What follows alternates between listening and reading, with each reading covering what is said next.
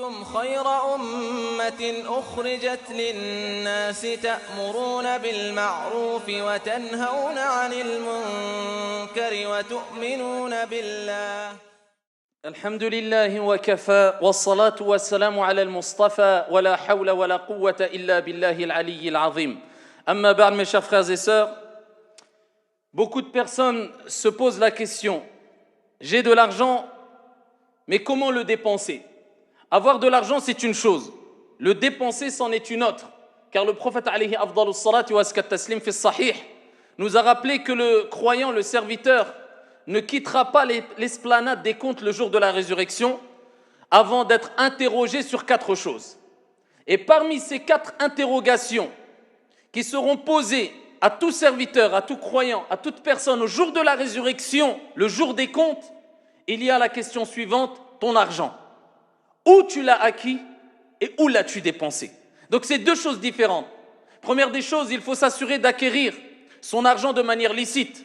C'est la moindre des choses, car le prophète alayhi salatu wassalam nous dit que Allah tabaraka wa ta'ala tayyibun la yaqbalu illa tayyiba. Allah est bon et il n'accepte que ce qui est bon. Donc ce que tu vas dépenser, eh bien si tu veux le dépenser en vue de satisfaire ton Seigneur tabaraka wa ta'ala, tu te dois de t'assurer que cet argent est pur et bon. Sinon Allah jalla wa ala n'a que faire de ton action, de ton aumône, de ta dépense. Donc la première des choses, c'est de s'assurer que ton argent est licite, est sain, est pur. Il n'a pas été acquis à travers al-ghash, man ghashana falaysa minna, à travers la tricherie, à travers la corruption, à travers la tromperie, à travers le vol, à travers la malhonnêteté, à travers le fait d'avoir caché des défauts lors d'une vente, à travers le fait d'avoir acquis cet argent en vendant des choses illicites. À ce moment-là, si tu as respecté cette première condition, c'est-à-dire d'avoir de l'argent licite que tu as gagné à travers la sueur de ton front, sans voler l'argent à qui que ce soit et sans t'accaparer d'un bien qui ne t'appartient pas, tu passes à la deuxième étape. Comment dépenser cet argent? Eh bien, sache, Abdallah, que l'argent qu'il y a entre tes mains, c'est un test, c'est une épreuve de la part de ton Seigneur tabaraka wa ta'ala. Pourquoi?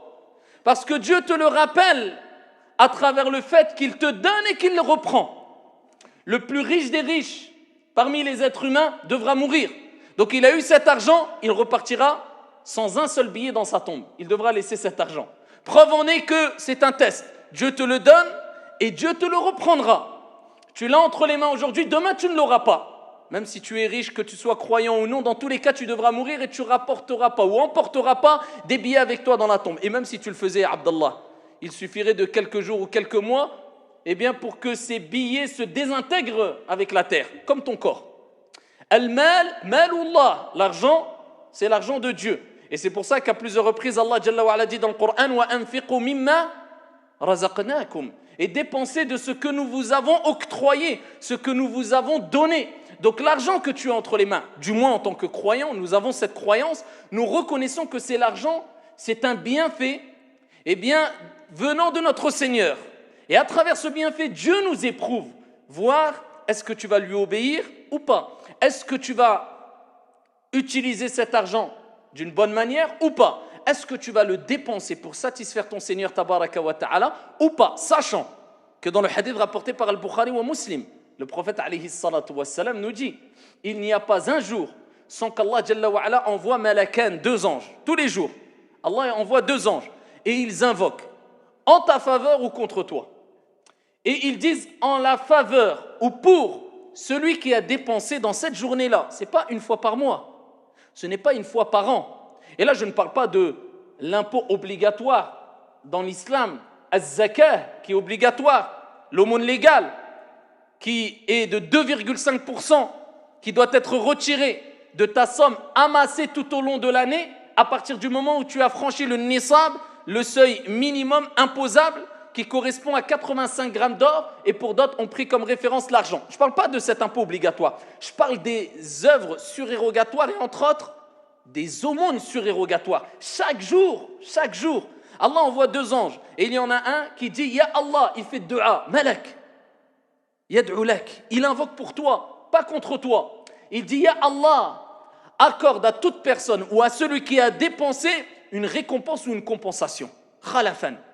Et un autre dit: Ya Allah, accorde la ruine ou la faillite à celui qui n'a pas dépensé, qui a retenu, qui a été avare. Donc, si tu veux faire partie des gens qui recevront l'invocation, non seulement la satisfaction de Dieu, et la réussite de leur examen, tu as réussi ton examen, Dieu t'a donné de l'argent entre les mains, il te teste. Qu'est-ce que tu vas faire avec? Tu vas être dépassé ou pas? Parce que c'est naturel, tout le monde aime l'argent. Quelqu'un dit, moi j'aime pas l'argent, kadhab, c'est un menteur.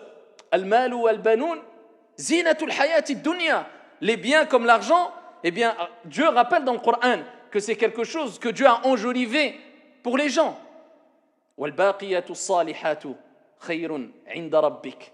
Et Allah rappelle que les œuvres salutaires, ce qu'ils perdurent, sont meilleurs auprès de ton Seigneur Tabaraka wa Ta'ala. Donc Dieu te teste. Donc ici, chaque jour, tu es testé. Donc est-ce que tu vas satisfaire ton Seigneur Tabaraka wa Ta'ala? Et est-ce que tu vas recevoir l'invocation de l'ange qui dit, oh Allah, donne-lui une compensation? Ou est-ce que tu vas faire partie des autres personnes dont les anges vont dire, ya Allah, accorde-lui la faillite ou la ruine à celui qui a retenu? Alors la situation se complique là.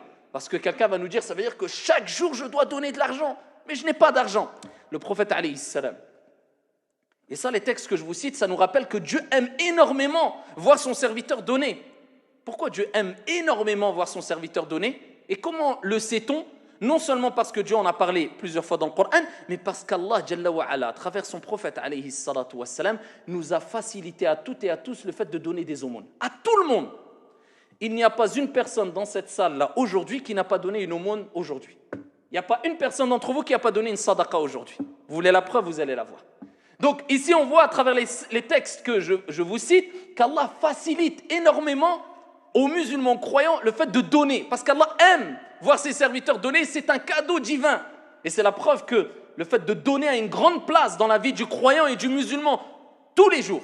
Le croyant doit s'efforcer de donner. Le prophète, il dit, alayhi salatu wassalam, ittaqun nar walau bishiqqi tamra. Craignez le feu de l'enfer, ne serait-ce qu'avec un morceau de date. Ça a quelle valeur une date? C'est pas une date. Un morceau de date, tu le donnes fils sabilillah, ça il t'a donné. Tu t'es prémuni quelque part du feu de l'enfer et tu as donné une aumône. Plus que cela. Rapporté par l'imam Ahmad, bisanadin Hassan, le prophète alayhi afdalus salati wa askat taslim nous dit que toute nourriture à travers laquelle, ou que tu utilises pour te nourrir, est une aumône.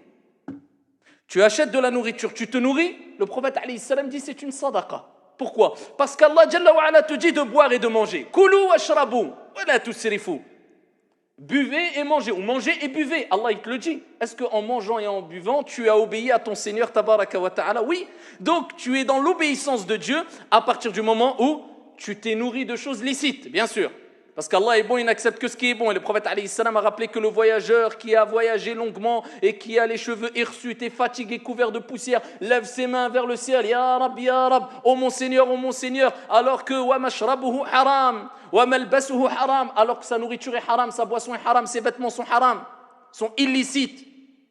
Comment Allah Jalla wa ala acceptera son invocation? On parle de celui qui s'est nourri avec lui-même. Tu te nourris toi-même.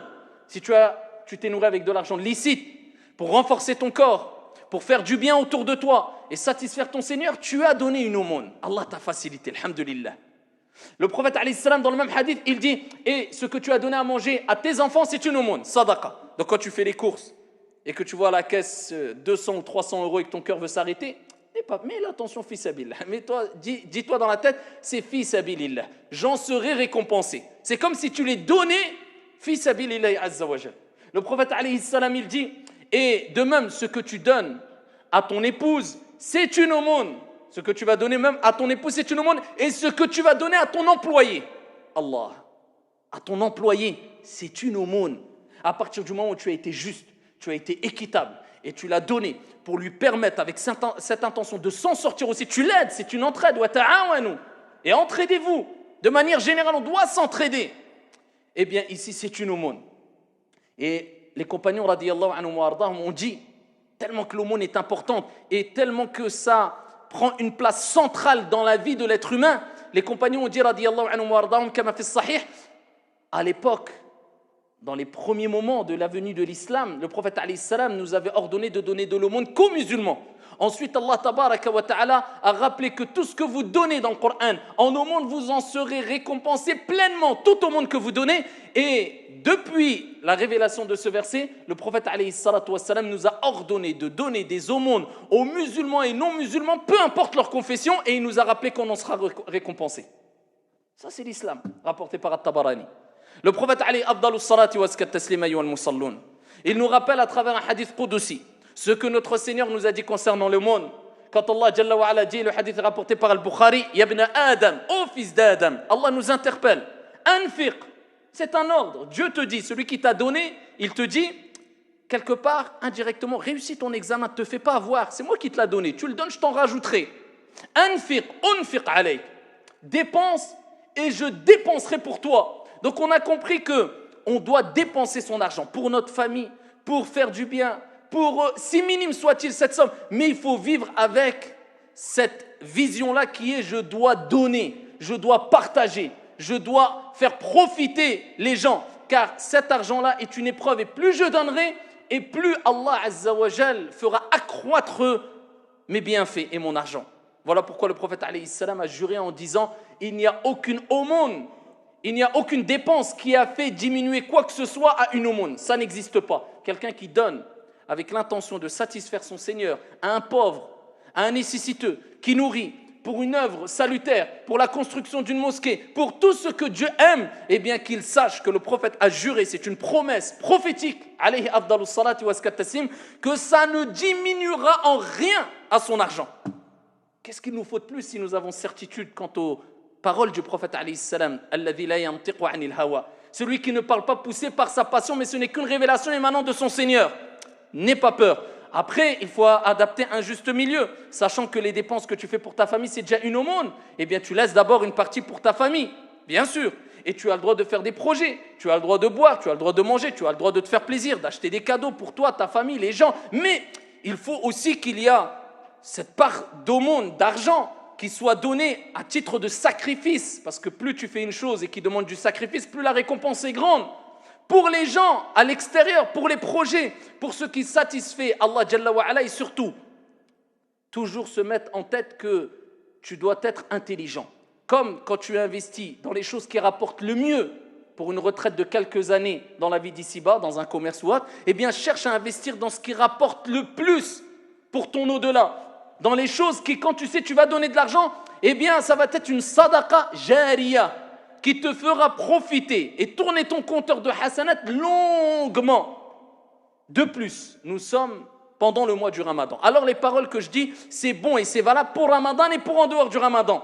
Là, vous savez qu'il y a al-a'mal, les actions, eh bien, qui ne sont pas récompensées de la même manière selon l'espace et le temps. Une action accomplie à la Mecque ou à Al-Madina, ce n'est pas la même chose que accomplir cette action-là ou cette prière-là dans cette mosquée dans laquelle nous sommes. Ils sont multipliés dû à la sacralité de l'endroit qui est la Mecque. Eh bien, pareil par rapport au temps. Accomplir une action pendant le mois du Ramadan, ça n'a strictement rien à voir avec le fait d'accomplir une action en dehors du Ramadan. C'est le mois où tu pourras amasser ce que tu ne pourras pas amasser sûrement aussi facilement dans tout le reste de l'année. Profite, tu ne sais pas si tu seras là l'année prochaine. Alors, tout ce qui est donné fi sabilillah, ça est valable pour toute l'année, mais plus pendant le mois du Ramadan. Voilà pourquoi le prophète alayhi salatu wassalam, il est rapporté fi sahih, comme l'a rapporté Abu Huraira dans une version, Ibn Abbas dans une autre version. Le prophète alayhi salam était le plus généreux des hommes. Regardez la qualité. Laqad kana lakum fi rasulillahi uswatun hasana. C'est lui notre exemple. Vous avez dans le messager d'Allah un excellent exemple. Eh bien, le prophète était le plus généreux. Alors, ceux qui disent, oui, nous devons suivre les pieux prédécesseurs et les compagnons, et à leur tête, le prophète, alayhi salam, et donc dans les pieux prédécesseurs, parce que certains, je pense qu'ils ne le savent pas, il y a bien sûr les 4 grands imams, l'imam Malik, Shafi, Ahmed et Abu Hanifa, mais ils disent à la tête le prophète, alayhi salam. Ça, c'est la théorie. Mais la théorie et la science sans action, c'est comme un corps sans âme, c'est-à-dire sans vie. Si tu veux être comme les compagnons et le prophète, eh bien tu dois être reconnu pour ta générosité. Man akthara min shay'in urifa bih.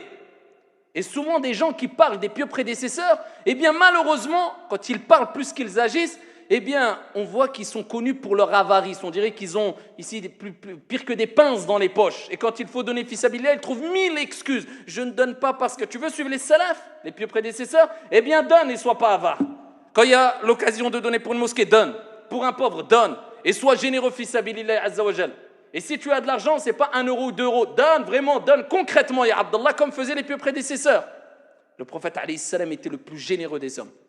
Et il dit Ibn Abbas, et il était encore plus. Alors, quel degré a dû atteindre la générosité du prophète alayhi salam pendant Ramadan? Il dit, il était encore plus pendant le mois du Ramadan. Le mois du Ramadan, si tu veux, ya Abdallah, c'est le mois du jeûne, du Coran et des sadaqas. Si tu as réuni ça pendant Ramadan, tu as tout réuni. Tu jeûnes, tu préserves ton jeûne, tu préserves ta lecture du Coran, Shahru Ramadan alladhi unzila fihi al-Qur'an, ton Coran et les aumônes, tu as réussi ton mois du Ramadan. Maintenant, à toi de les gérer. Quelle portion de lecture je vais lire, combien je vais donner fi sabilillah et comment je vais préserver mon jeûne à travers le fait de ne pas médire, mentir, etc. C'est ça Ramadan. C'est le jeûne, c'est le Coran et c'est les aumônes. Et là, tu auras un Ramadan ici réussi bi'idhnillahi tabaraka wa ta'ala. Ayyuhal musalloun. Parmi les bienfaits des aumônes, et je pourrais en citer d'énormes bienfaits et longuement, mais je vais récapituler brièvement pour vous montrer l'importance de vivre avec des aumônes. Ça va t'aider tout au long de ta vie. Tout au long de ta vie. Quand tu donnes, sache que ça apporte des résultats ici-bas, avant l'au-delà, énormes. Alors l'au-delà, j'en parle même pas. En tout cas, j'en parlerai dans quelques instants. Ici-bas, le prophète alayhi salam fi sahih, il dit Daou mardakum bis sadaqa. Combien de gens se plaignent parce qu'ils sont malades? Ils sont fatigués. Leur père est malade. Leur mère est malade.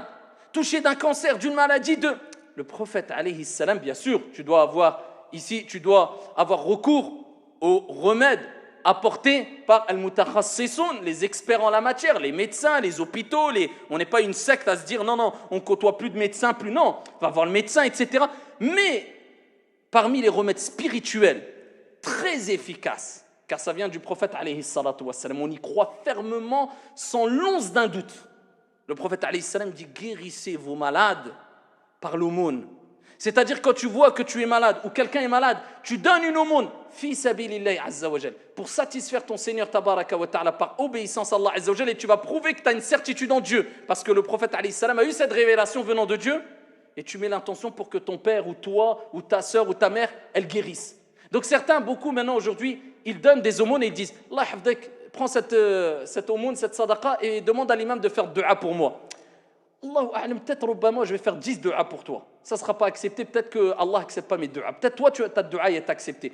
Si tu veux, ya Abdallah, des moyens les plus efficaces, c'est donner des aumônes en mettant l'intention ici d'un résultat que tu attends, et particulièrement pour les malades. Tu dis, ya Rab, je donne cette aumône, fi sabilillah, en espérant la guérison pour Foulan, et tu la donnes fi sabilillah. C'est une des causes de guérison que beaucoup négligent malheureusement. Donc ça, c'est la vertu de as-sadaqa, peu importe où tu la donnes l'aumône. De plus, pour ton au-delà, le prophète alayhi afdalu salati wa askat taslim, il nous dit kama fi sahih que l'aumône as-sadaqa, elle éteint la chaleur dans al-qubur, dans les tombes. Pour celui qui est décédé ou pour toi quand tu décéderas. Si tu donnes des aumônes, sache que ça sera une cause par laquelle Allah Jalla wa Ala va éteindre la chaleur des tombes et en faire bi'idnillah un jardin parmi les jardins du paradis. Les aumônes, as-sadaqa, tu mets l'intention pour ton père, ta mère qui est décédée, ton oncle, ta tante, un ami, un frère. C'est ça les vrais amis, hein. C'est pas celui qui parle de toi, il t'a oublié au bout d'une semaine quand tu es mort. C'est celui, wallah, même 10 ans après ta mort, il est encore vivant, il fait sujoud, il fait dua pour toi dans ta tombe.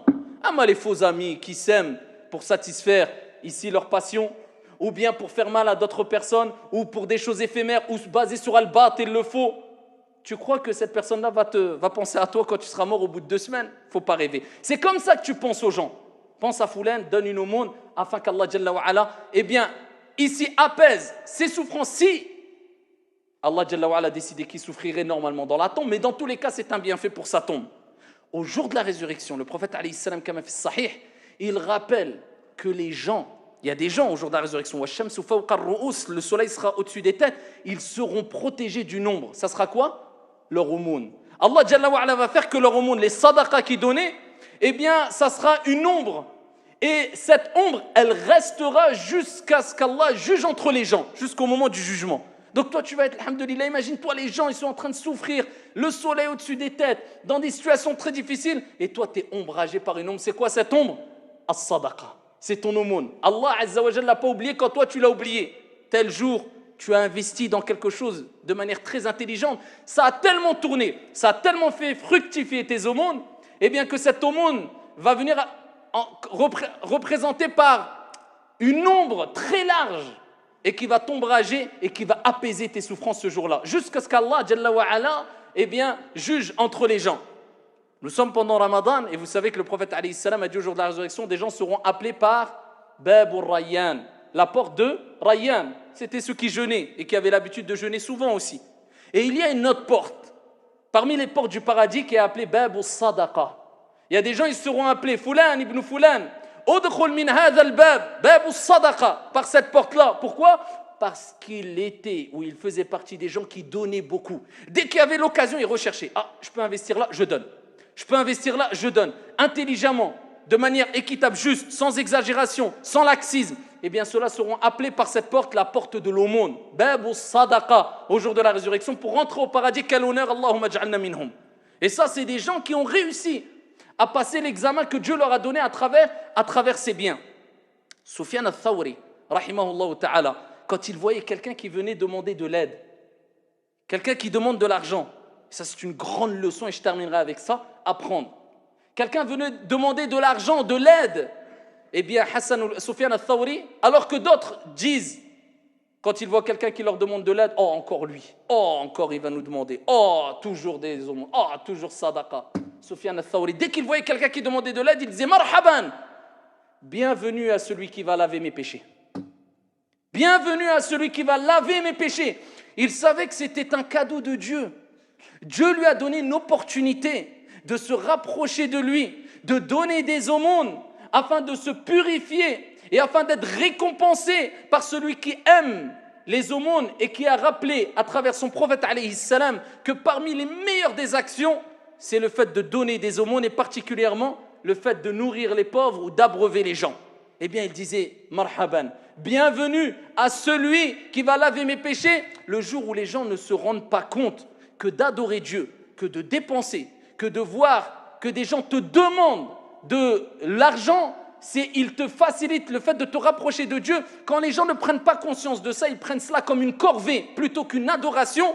Eh bien, d'autres personnes disaient alhamdoulilah, j'ai l'occasion ici de profiter parce que les bienfaits que Dieu t'a mis entre les mains aujourd'hui.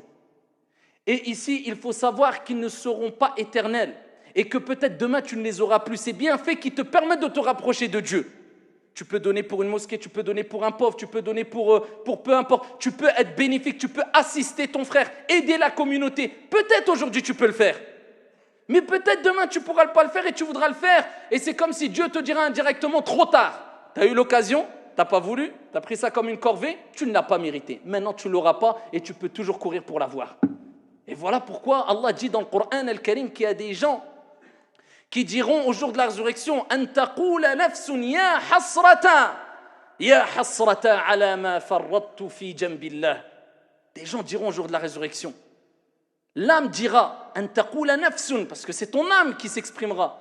Malheur à moi pour les manquements, les négligences que j'ai eues envers mon Seigneur tabaraka wa ta'ala, alors que je pouvais faire le bien. Malheur à moi, ils regretteront. Pendant que tu peux faire le bien, profite ya Abdallah. Les heures sont très limitées, les heures de ta vie. Les jours de ta vie sont très très limités, plus que tu ne penses.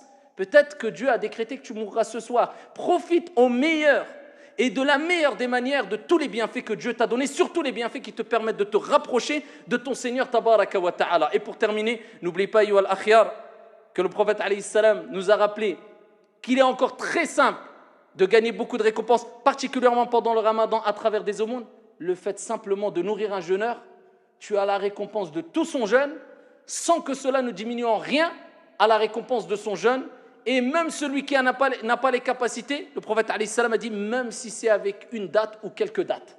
Donc Allah il te facilite, profite ya Abdallah, et on implore Allah Azza wa Jal de faire de nous des personnes qui vont réussir à passer ce mois du Ramadan, alors que ici nous nous sommes rapprochés de notre Seigneur Tabaraka wa Ta'ala à travers des actions salutaires et à travers le fait que nous avons réformé nos âmes instigatrices au mal pour être encore meilleurs et plus bénéfiques auprès de Dieu et pour les gens autour de nous. هذا وصلوا وسلموا رحمكم الله